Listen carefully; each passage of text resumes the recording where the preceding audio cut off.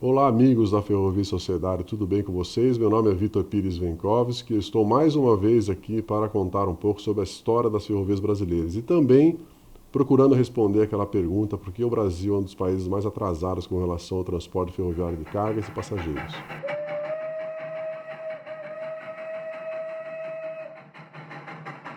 Neste 26º episódio, eu vou falar novamente sobre a metodologia que eu utilizo para analisar a história das ferrovias brasileiras. Então eu vou estar falando aí mais uma vez sobre a organização, uso e regulação do território. Então, para mim, é muito importante a gente ter uma metodologia para analisar a história, para analisar uma infraestrutura como as ferrovias brasileiras. Até o episódio anterior eu falei da organização e do uso do território, ou organização e uso das ferrovias. A partir deste episódio eu vou estar falando sobre a regulação do território ou a regulação do sistema ferroviário brasileiro. Então, para mim é muito importante que a gente considere aí algumas questões aí como metodologia. Então, a primeira questão que eu queria destacar para vocês é que a história é muito importante. Nós temos que estudar a história para entender o presente e projetar o futuro. Então é muito importante a gente estudar a história das ferrovias brasileiras.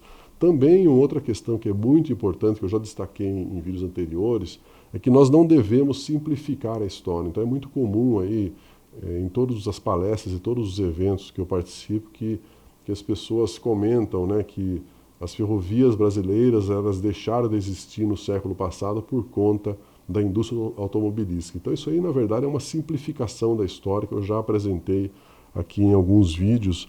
E nós não podemos simplificar, nós temos que estudar e considerar a história muito mais ampla, porque a história ela não começa, às vezes, no local que nós vivemos ou no país, ela às vezes é uma história mundial. Então é muito importante a gente trabalhar com a história. E outra questão também importante, que eu já trabalhei em vídeos anteriores, é que ferrovia, assim como outras infraestruturas, ela é uma demanda da sociedade.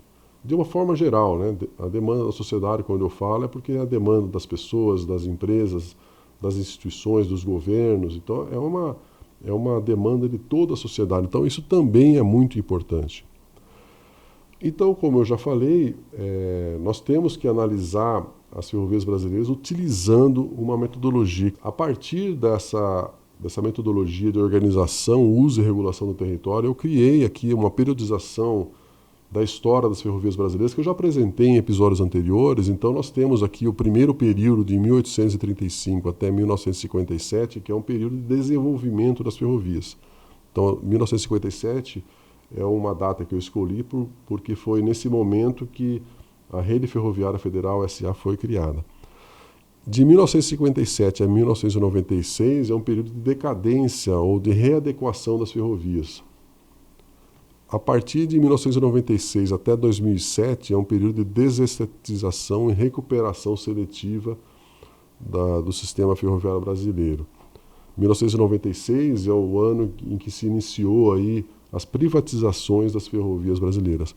E a partir de 2007, quando foi criado o Programa de Aceleração de Crescimento, nós temos aí toda uma preocupação aí de construir ferrovias para atender a expansão do agronegócio brasileiro. Então é uma periodização que eu criei olhando um pouco sobre como que o território brasileiro é organizado, usado e regulado.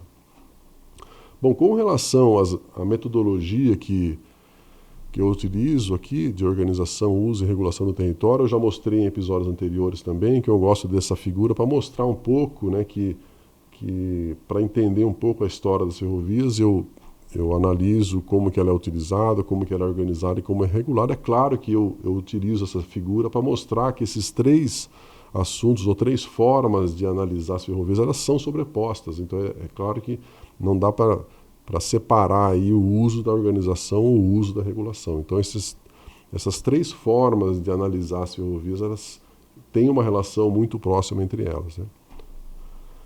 E só para explicar um pouco sobre essa metodologia, então a organização, como vocês podem verificar aí nessa figura, é a maneira que eu utilizo para entender, por exemplo, onde que os pontos de conexão da rede ferroviária estão localizados, quer dizer, quais cidades, nós temos ferrovias, onde estão os locais dos terminais ferroviários, das estações ferroviárias.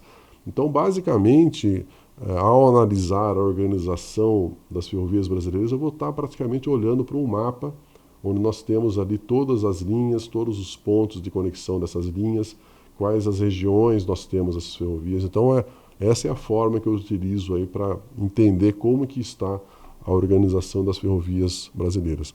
Quanto ao uso, eu já faço uma análise aí, já considerando que tipo de produto que essa ferrovia transporta, quais são as origens e destinos desses produtos. Vocês podem verificar nessa figura, né, que eu tenho aqui uma linha pontilhada, que eu já vou estar dizendo que a linha não é utilizada, por exemplo, ela está desativada, ou ela foi devolvida para o governo, por exemplo, né? Ou eu estou mostrando aqui alguns ícones, né, como esse barril aí, que está mostrando que é um produto, por exemplo, petróleo ou combustível, né? Então eu já vou estar mostrando que, apesar de existir uma malha ferroviária, como existia no passado, na década de 90, de 29 mil quilômetros de linhas, né, nem todas eram utilizadas. Então é nessa discussão do uso que eu vou detalhar melhor aí quais são os trechos que são utilizados e para qual uso ele está destinado.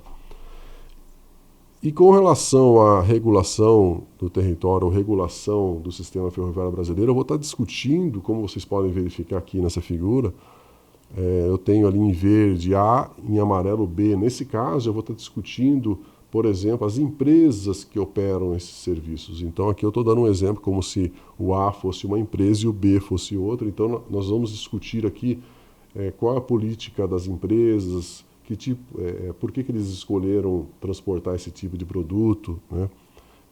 Quais os serviços que eles oferecem. A gente sabe que as empresas ferroviárias que foram concessionadas na década de 90, elas foram concessionadas para transportar apenas cargas, né? Não passageiros. Então, nessa questão da regulação, nós vamos discutir aí quais são os investimentos realizados, quais são os trechos que estão sendo construídos, por que eles estão sendo construídos. Nós temos aqui a participação de que tipo de empresa na composição acionária dessas concessões, o governo participa, como que participa, o BNDES participa ou não. Então nós vamos estar discutindo nesse item regulação essa questão de quem são os agentes, por que eles estão participando, quais são os objetivos dele, como que o governo participa também, né?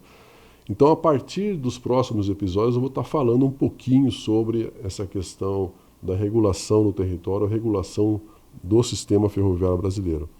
Então, como conclusão desse 26º episódio, eu queria dizer para vocês que é muito importante a gente utilizar uma metodologia, né? Porque dessa forma a gente tem aí um aparato, umas ferramentas importantes que a gente vai conseguir entender melhor aí como que as ferrovias brasileiras estão funcionando atualmente. Bom, eu sempre trago para vocês aqui algumas publicações, e o livro que eu vou estar trazendo para vocês, né, é o livro Território e Regulação, né? É um livro que eu utilizei bastante aí nas minhas pesquisas, né? É um livro que foi publicado pelo Ricardo Mendes Antas Júnior, né? Então ele vai falar, principalmente no capítulo 6, sobre essa questão da regulação, que ele chama de regulação híbrida do território. Então ele vai mostrar ali, por exemplo, como é que os agentes se organizam, ou quais são os agentes que acabam organizando o território brasileiro, organizando aí, por exemplo, a infraestrutura ferroviária. Então ele vai falar ali que é um tripé de regulação. Ele vai estar falando ali do Estado, ele vai estar falando dos grandes grupos econômicos e da sociedade civil organizada. Então são esses três entes que acabam, a partir de uma série de acontecimentos, definindo as políticas públicas, eles acabam definindo como que os investimentos acontecem. Então, esse livro aqui vai explicar um pouquinho para vocês aí sobre como que esses agentes acabam se organizando para construir as ferrovias brasileiras. Chegando já ao final do 26º episódio, eu gosto muito de passar uma atividade para vocês. Eu quero que vocês entrem no Google e pesquisem quais empresas controlam o sistema ferroviário de cargas atual. Então pesquisem lá no Google, façam uma relação ali das empresas. Eu já comentei em episódios anteriores que são 3 grandes grupos econômicos que controlam as ferrovias brasileiras, mas faça uma relação ali de quais são as empresas, né, qual a composição acionária dessas empresas, quem são os agentes que participam. Tenho certeza que vai ser muito importante, você vai começar a entender aí como é que os agentes econômicos se organizam para controlar e organizar o sistema ferroviário brasileiro. Então, chegando aí ao final do 26º episódio, eu queria agradecer mais uma vez a participação de todos. Enviem seus comentários, deem um like, participe e vamos ajudar aí a construir um sistema ferroviário mais justo e mais amplo e que seja mais utilizado ainda por todos nós brasileiros.